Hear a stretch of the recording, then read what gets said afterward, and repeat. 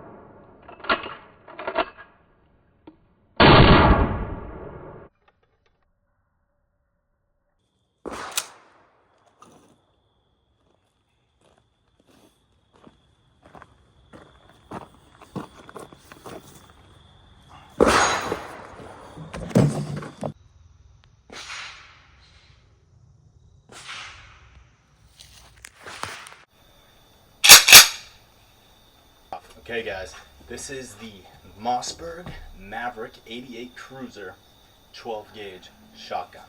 I just got back from the range, letting her rip for the first time. These are my first impressions. Wow. Wowzers. This is a hard kicking mama here. It's a 12 gauge shotgun. I was shooting slugs. She kicks hard. She took a little bit to get used to, I'm not gonna lie. This is exactly how she came, brand new. It's exactly how she's staying for now, anyways. So it's got the pistol grip only, which I thought was really cool when I saw it in the store. They retail for very cheap. This one was $280, brand new. That's just tape that I put over the serial number. But you have a good look at her. 12 gauge shotgun. Get the iron sights down there, just a little ball. I guess iron sights, I don't know, that's what I'm used to saying. Yep, just a little ball, so you just kind of aim right over the top of the barrel. Well, first of all, I shouldn't have said that. You are not shooting this from the shoulder. Well, I guess you could shoot it from the shoulder. I did not try. I shot it from the hip, naturally. Kind of like this. So we'll just go through it real quick. Basically, you got your pistol grip only. You always have the option to attach it buttstock here, if you wanted. I personally thought that the pistol grip was really cool. Dude, it reminds me of like, you know, NWA or something. I don't know why. I just thought this was awesome looking. And then when I saw the price, I'm like, I went back, well, I didn't buy it right away, but a few days later, I was back and I bought it.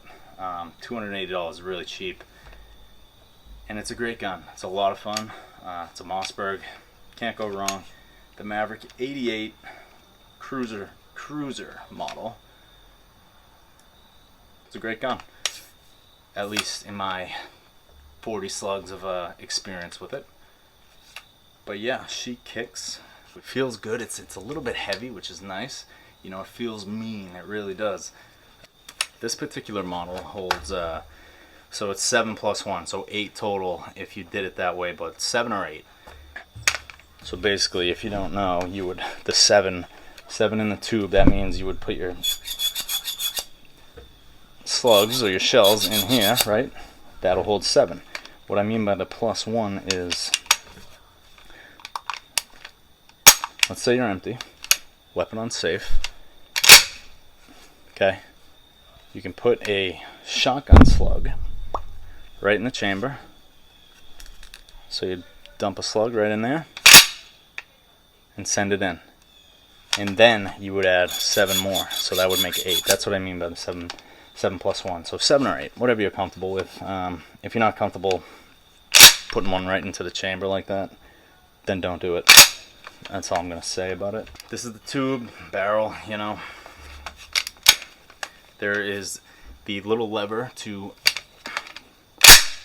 pump it right there. You can see that. Right there. So you push that in, and then you can pump it. And then obviously when it's on pump, when you're pump firing, you can just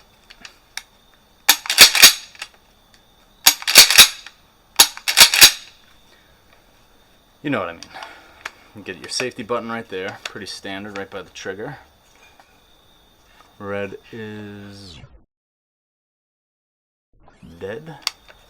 Yeah, wow. I was a little shocked. I didn't expect it to kick that hard. It was I didn't expect it. You know, it's obviously because of the lacking of the buttstock. You know, you can't handle it as much. But it was super fun. Makes a hella hole, and I can't imagine what this would do to a living creature. I hope I never have to find myself in a situation where that has become necessary. Okay, so you saw the size of the hole it left on a paper target. Now I want to add, right?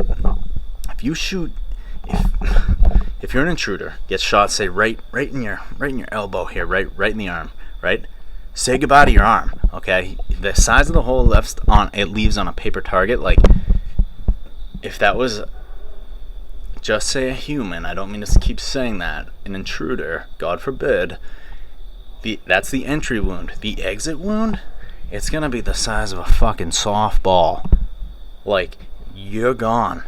Bye-bye. Get hit here, arm's gone. Get hit in the leg, like, I mean, you're not walking for a long fucking time, if ever again, if you even survive. Upper torso, head, goodbye. Goodbye. This is a dangerous tool, and I do love it. I don't really know what to say about it. I'm kind of in shock. I mean, I'm no expert, but I've definitely been around a while. I've shot many a long gun, all different sizes, calibers, handguns as well. Over more than a decade now, and wow, this is probably the hardest kicker I've ever shot.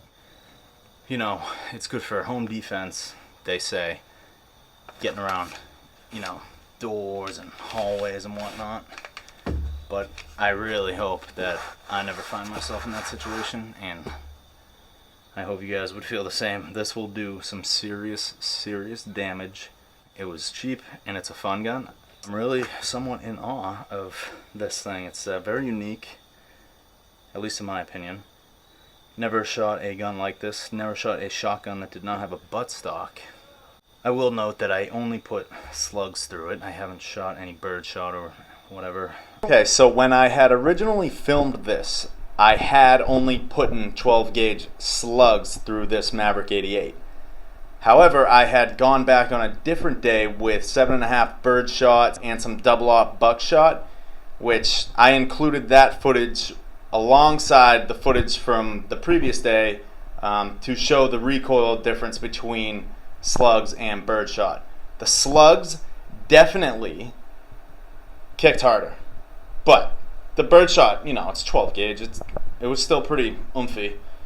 So I just wanted to note that the footage you see in this video includes birdshot and Slugs. I shot the pineapple with birdshot. So maybe that will kick a little less, be a little more natural feeling, I guess you could say. Maybe it's just, it didn't feel so natural. So my first shot, right, I like this, and I could feel it. It was a lot, didn't feel right. So I started gripping it like this when I would pull the trigger, and that was a lot better. Obviously, you guys do what's comfortable with you and just be safe. But that was a little much for me. So I was holding it like this, and that felt a lot better. And I still have a good grip on it too,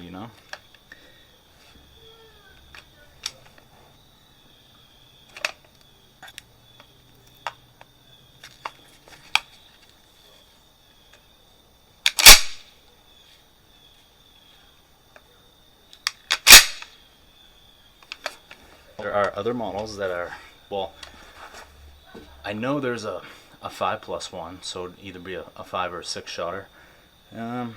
Honestly, I think, so the 5+1, the tube ends right it's a few inches shorter, and honestly I thought it looked better, but they had both at the store, but I was like, you know what, I'll take the one that holds more rounds, why not?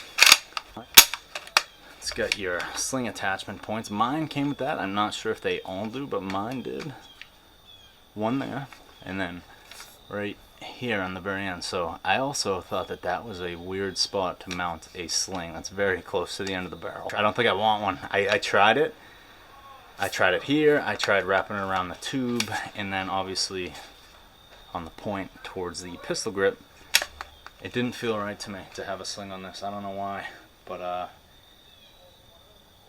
yeah, this thing is cool. I was driving home from the shop, the gun shop, when I got it, and I had it right in my passenger seat right next to me, like my dog. It just fit so perfect right in between the seat and like the center console, and it was pretty funny. I was like, wow, this thing is cool. So yeah, pretty much I didn't get this for any particular reason besides it's a cool looking gun. It's a good one to add to your collection. It's fun. It is definitely fun. It also made me personally respect the safety aspect of the whole thing, because wow, she packs a punch, she puts holes, and you know what else I noticed too? She kicks so much, right, that like your target is likely to get hit in the upper part of, I'm talking intruder here, his body, which would be just completely devastating, because when you kick, it wants to like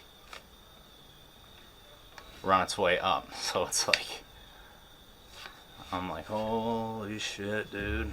Yeah, you do not want to be on the receiving end of this. So yeah, it's a good home defense gun too. Just my thoughts, guys. It definitely took me some getting used to firing from the hip like this, but it's a fun gun, like I said, for me.